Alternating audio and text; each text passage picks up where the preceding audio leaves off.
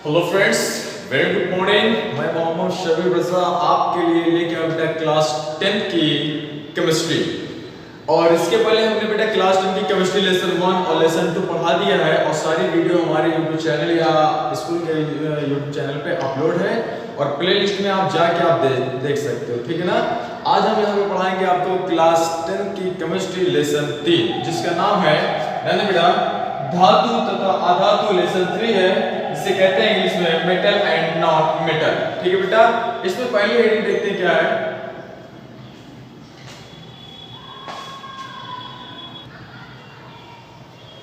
ध्यान दे बेटा, सबसे पहली हेडिंग है आपकी धातु, जिसे हम इंग्लिश में मेटल कहते हैं, धातु या मेटल। देखिए ये क्या होता है, इसकी परिभाषा कैसे होती है। कह रहे कि वह तत्व जो इलेक्ट्रॉन त्याग कर, वह तत्व जो इलेक्ट्रॉन त्याग कर धन आयन बनाते हैं, क्या बनाते हैं बेटा, धन आयन बनाते हैं, उसे धातु कहा जाता है। आपको लिखना कैसे है, लिखिएगा, हेडिंग डालिएगा धातु मेटल, उसमें लिखिएगा कि वह तत्व जो इलेक्ट्रॉन त्याग कर धन आयन बनाते हैं उसे धातु कहते हैं। एग्जांपल में आप लिख लीजिएगा, एग्जांपल में लिखिएगा जैसे सोडियम। सोडियम का संकेत क्या होता है बेटा, क्लास 9 याद रहेगा, ठीक है ना। Na सोडियम, पोटेशियम के एटसेट्रा, ये सारे क्या है आपके धातु है। गोल्ड लिखोगे बेटा, धातु आप ध्यान दीजिएगा, ठीक है ना। आपको परिभाषा कैसे लिखनी धातु की लिख लीजिएगा, एग्जांपल लिख लीजिएगा, और भी एग्जांपल है, ठीक है ना। और ये धातु के धातु परिभाषा अब मिलते हैं इसके नेक्स्ट हेडिंग में।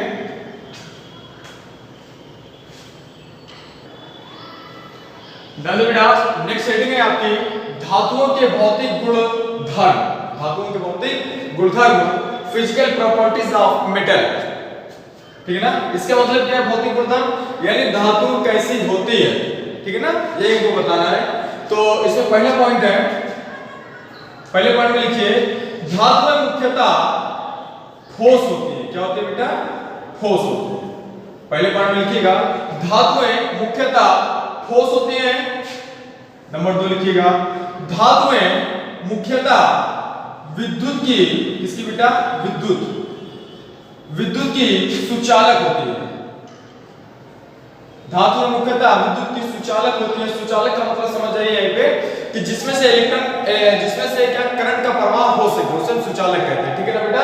वह वस्तु जिनसे करंट का प्रवाह या इलेक्ट्रॉन का प्रवाह किया जा सकता है उसे हम क्या कहते हैं, सुचालक कहते हैं। किसकी, विद्युत की, ठीक है ना। दूसरे पॉइंट में लिखिएगा कि धातुएं मुख्यतः विद्युत की सुचालक होती हैं। तीसरे पॉइंट में लिखिएगा धातुओं में चमक होती है। क्या होती है बेटा, चमक होती है।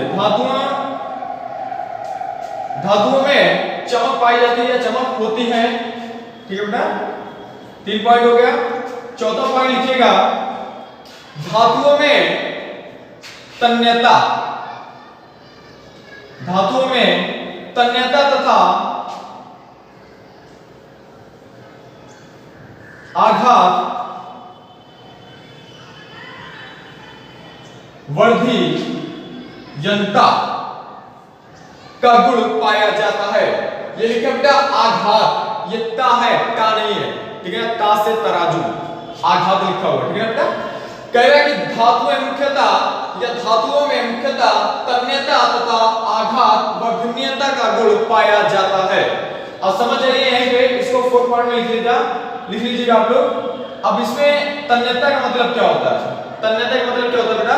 कह रहे हैं कि तन्यता का मतलब होता है कि जब किसी धातु को खींचा जाता है तो वो तार के रूप में आ जाती है, ठीक है ना, उसी को कहते हैं तन्यता। यानी धातुओं को खींचने पर क्या होती है, वो लंबी हो जाती है, ठीक है ना बेटा। वही कह रहे हैं क्या, तन्यता का गुण है। और आघात वर्धनीयता का मतलब क्या होता है बेटा, कि धातुओं को पीट कर चादर के रूप में बनाना ही आघात वर्धनीयता कहलाता है। क्लियर बेटा। तो चौथे पॉइंट में लिखिएगा धातुओं में तन्यता तथा आघात वर्धनीयता का गुण पाया जाता है। पांचवा पॉइंट लिखिएगा, पांचवा पॉइंट में बेटा है आपको लिखना कि धातुओं में भंगुरता का गुण नहीं पाया जाता है। भंगुरता का गुण नहीं पाया जाता है। भंगुरता का मतलब क्या होता है बेटा, यानी किसी चीज पर हथौड़ा मार दो तो वो वस्तु क्या हो जाए, चूर चूर हो जाए, ऐसी कोई वस्तु नहीं पाई जाती है। ठीक है ना, ये इसकी प्रॉपर्टीज है। ठीक है ना बेटा। पांचवा लिखिएगा कि धातुओं में भंगुरता का गुण नहीं पाया जाता है। क्लियर हो गया। मिलते हैं नेक्स्ट हेडिंग में बेटा।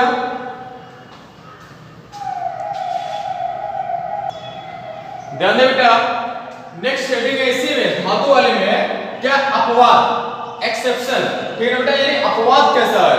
अभी हमने बताया पहला कि धातुएं मुख्यतः ठोस होती है। क्या बताया हमने कि धातुएं मुख्यतः ठोस होती है। एक मिनट बेटा,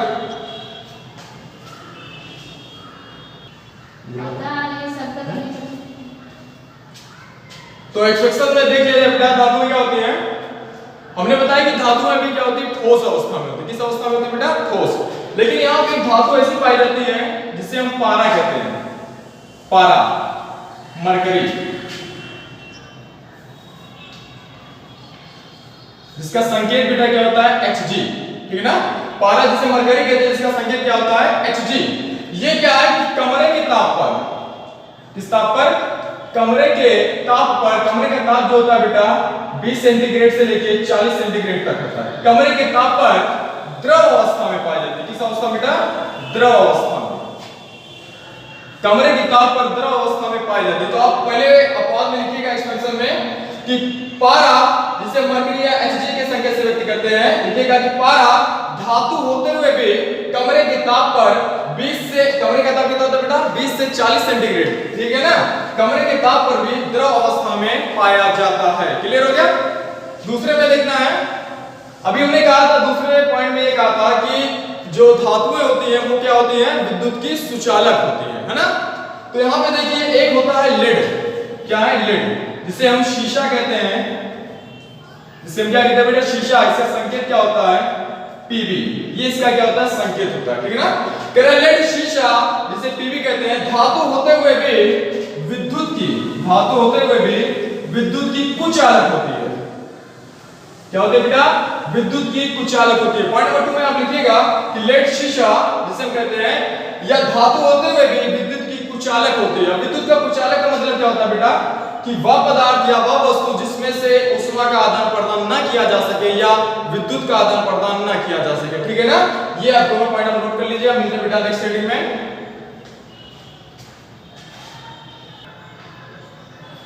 ध्यान दीजिए बेटा, बहुत इंपॉर्टेंट नोट्स है।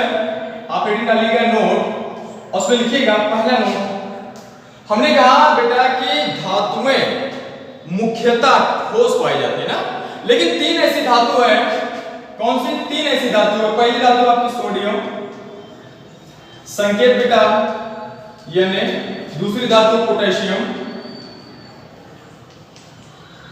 संकेत के।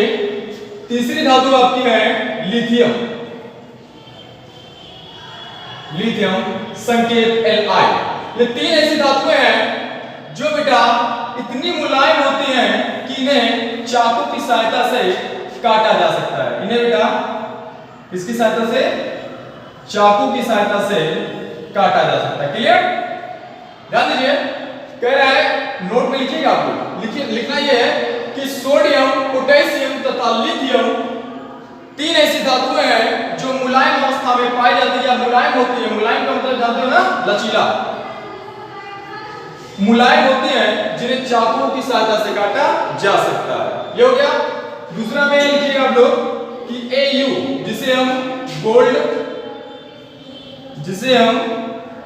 गोल्ड या सोना कहा जाता है। ठीक है ना बेटा।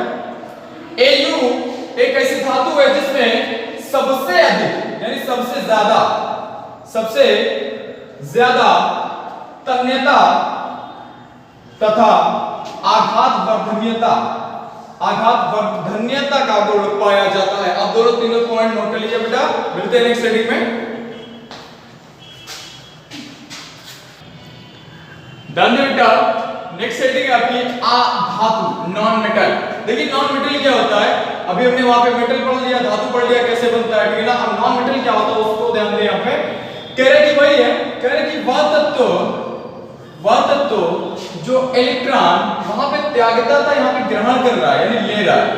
वह तत्व जो इलेक्ट्रॉन ग्रहण कर क्या बनाते हैं बेटा, ऋण आयन बनाते हैं। कौन सा आयन बनाते हैं, ऋण आयन बनाते हैं। उसे हम क्या कहते हैं, आधातु कहते हैं। क्या कहते हैं बेटा, उसे हम आधातु कहते हैं। ध्यान दीजिएगा, लिखना कैसे आपको, आप डालिएगा हेडिंग आधातु नॉन मेटल और लिखिएगा कि वह तत्व जो इलेक्ट्रॉन ग्रहण कर ऋण आयन बनाते हैं उसे हम क्या कहते हैं बेटा, आधातु कहते हैं। जैसे एग्जांपल में लिखिएगा ऑक्सीजन, ऑक्सीजन का संकेत क्या होता है बेटा, O। ऑक्सीजन के बाद आप लिखिएगा क्लोरीन, क्लोरीन संकेत Cl होता है, ठीक है ना बेटा। ये दोनों आप लिख जाइएगा और ETC डाल दीजिएगा। और भी बहुत सारी आधातु हैं, ठीक है ना, आप और सामने से देख सकते हो, क्लास 9 में पढ़ाएंगे बेटा। ये दोनों हो जाएगा। उसके बाद लिखिएगा इसी में आधातुओं के भौतिक गुणधर्म। अगली हेडिंग बेटा आधातुओं की भौतिक गुणधर्म।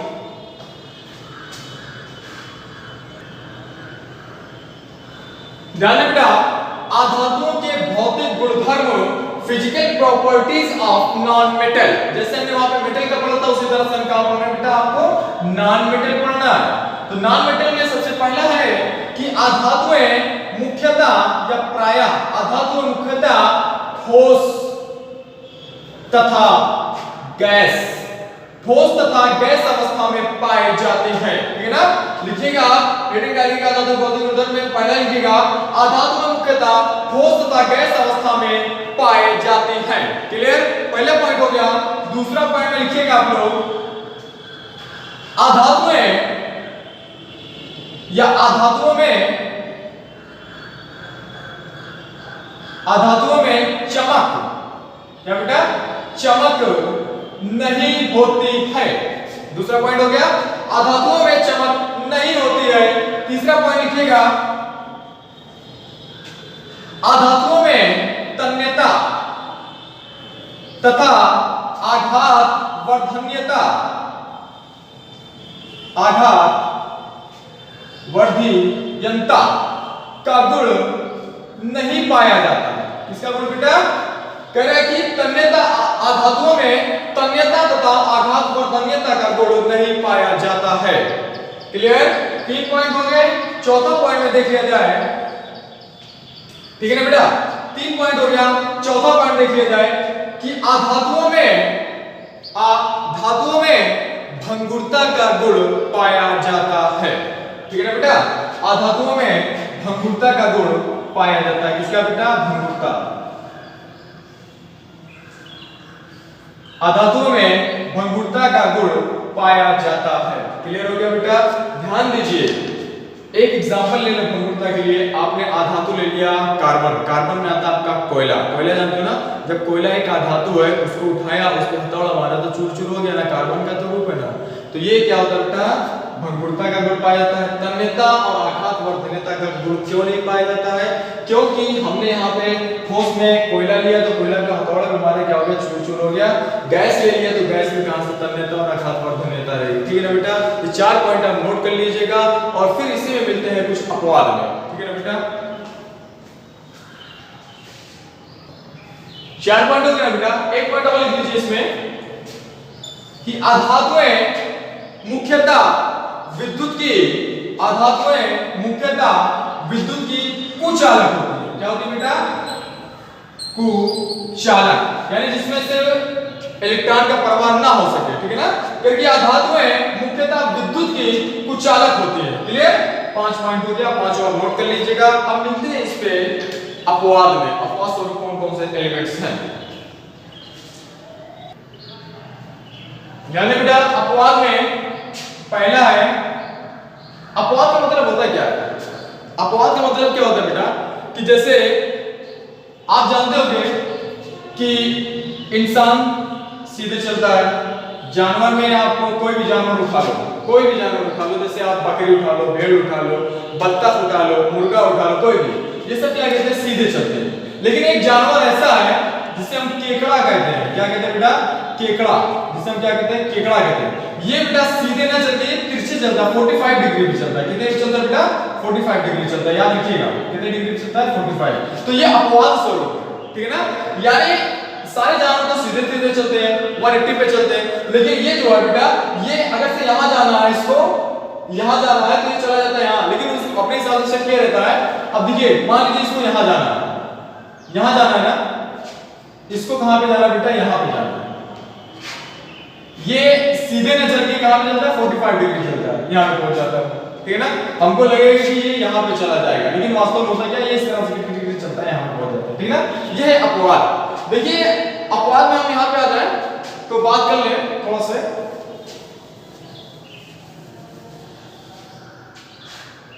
पहला है अपवाद में ये अधातु। अधातु का अपवाद हमने क्या था बेटा कि अधातु क्या होती है? ठोस अवस्था और गैस अवस्था में पाई जाती है ना। लेकिन आपने नाम सुना होगा क्लास 9 में ब्रोमीन, Br, इसका संकेत है Br, ब्रोमीन, इसका संकेत क्या बेटा? Br। कह रहे कि ब्रोमीन अधातु होते हुए भी कमरे के ताप पर, किस ताप पर बेटा? कमरे के ताप पर, कमरे के ताप पर, कमरे का ताप कितना पता है बेटा? 20 सेंटीग्रेड से 40 सेंटीग्रेड का जो ताप होता है वो कमरे का ताप होता है, याद रखिएगा। कह रहा है कि ब्रोमीन अधातु होते हुए भी कमरे के ताप पर द्रव अवस्था में पाए जाते हैं। किस अवस्था में बेटा? द्रव अवस्था में पाए जाते हैं। क्लियर? पहला पॉइंट हो गया। दूसरा हमने कहा कि अधातुएं, पॉइंट नंबर 5 में बोला था ना आपसे प्रॉपर्टीज में, क्या धातु विद्युत की कुचालक होती है। हमने देखा कि एक कार्बन है, ठीक है ना? कार्बन के 3 अपरूप होते हैं, ध्यान दीजिएगा। पॉइंट नंबर 2 में लिखिएगा कि कार्बन के 3 अपरूप, ऐसे लिखिएगा बेटा, कार्बन के 3 अपरूप, ठीक है बेटा? अपरूप कौन कौन से होते हैं? कार्बन के 3 अपरूप कौन कौन से हैं? कोयला, ग्रेफाइट, हीरा। ध्यान दीजिएगा बेटा, बहुत इंपॉर्टेंट है ये। आपका एक क्वेश्चन भी बन जाता है कि कार्बन के कितने अपरूप होते हैं, कौन कौन से होते हैं ना? अपरूप, प्रारूप, अपर रूप, कुछ भी हो सकते हैं, ठीक है बेटा? तो ध्यान दीजिए, पॉइंट नंबर 2 में लिखना है कि कार्बन के 3 अपरूप होते हैं, कोयला, ग्रेफाइट और तीसरा हीरा, ठीक है ना बेटा? तीसरा हीरा। इसमें से हम ग्रेफाइट लेते हैं। ग्रेफाइट लिखिएगा, ऐसे आप लिखना है, आपको लिखना है दूसरे में कि कार्बन के 3 अपरूप कोयला, ग्रेफाइट तथा हीरा होता है, और ग्रेफाइट अधातु होते हुए भी, ग्रेफाइट अधातु होते हुए भी विद्युत की सुचालक होती है। क्या होती है बेटा? विद्युत की सुचालक होती है। अब ग्रेफाइट आपने देखा होगा बेटा, ग्रेफाइट जो आपकी पेंसिल में डाली जाती है, इससे आप लिखते हो, उसी में डाली जाती है ग्रेफाइट की छड़, ठीक है ना? ग्रेफाइट की छड़ बेटा वो क्या करता है? विद्युत का सुचालक होता है। और ये अधातु क्यों हुआ? अधातु इसलिए हुआ क्योंकि ये कार्बन का रूप है। कार्बन क्या है आपका? अधातु है ना? तो कार्बन अधातु, तो उससे संबंधित जितने भी चीज होंगे सब क्या होंगे बेटा? अधातु होंगे। क्लियर? यानी उसमें पाए जाने वाले जो भी एलिमेंट्स होंगे, क्या जो भी उसके अंदर जो भी समाहित होंगे, सब क्या होंगे बेटा? आपके अधातु होंगे। तो आपको दूसरे पॉइंट में लिखना है, दूसरा पॉइंट थोड़ा देर हो गई, तो ध्यान दीजिए, आपको लिखना है कि कार्बन के 3 अपरूप कोयला, ग्रेफाइट तथा हीरा होता है, और ग्रेफाइट अधातु होते हुए भी विद्युत की सुचालक होती है। दूसरा पॉइंट हो गया। तीसरा पॉइंट आप नोट करना। तीसरा पॉइंट हमने कहा कि अधातुएं में चमक नहीं होती है, अधातुओं में चमक नहीं होती है। आपने नाम सुना होगा आयोडीन का। किसका? इसका नाम बेटा आयोडीन का। आपने नाम सुना होगा ना, आयोडीन, जिसका संकेत कितना? आई, इसका संकेत कितना होता है बेटा? आई। कह रहे कि आयोडीन अधातु होते हुए भी इसमें चमक पाई जाती है। क्या पाई जाती है बेटा? चमक, इसमें चमक पाई जाती है। तो बेटा आज का वीडियो लेक्चर हमारा यहाँ पे समाप्त होता है, और हमारे द्वारा पढ़ाई का अगर से आपको नहीं समझ में आ रहा है तो आप कमेंट सेक्शन में आप कमेंट्स करके हमें बता सकते हैं। अगर से समझ में आ रहा है बेटा तो आप ज्यादा से ज्यादा इसे लाइक करिए, सब्सक्राइब करिए और आगे बढ़ाइए हमारे चैनल को। साथ ही साथ बेटा आप इसकी जो नोट्स बनाने का आदेश दिया जा रहा है मेरे द्वारा। बेटा आप उसकी नोट्स बनाइएगा और एक एक पॉइंट आप देख के क्लियर करिएगा, जहाँ पे भी नहीं आएगा वो हमसे बताएगा, हम उसमें क्या करेंगे आपको दोबारा कोशिश करेंगे समझाने की, ठीक है ना बेटा। और प्ले लिस्ट में आपको क्लास 9 क्लास 10 जो भी क्लास वाले हो आप लोग 9 10 11 12 जो भी हो सब प्ले लिस्ट में आपके एक एक चैप्टर वाइज दिया गया, आप निकाल के उसे देख लीजिए, नोट्स बना लीजिए और धीरे धीरे आपको हर एक वीडियो देते रहेंगे। और मिलते हैं आपसे नेक्स्ट वीडियो में। थैंक यू, धन्यवाद।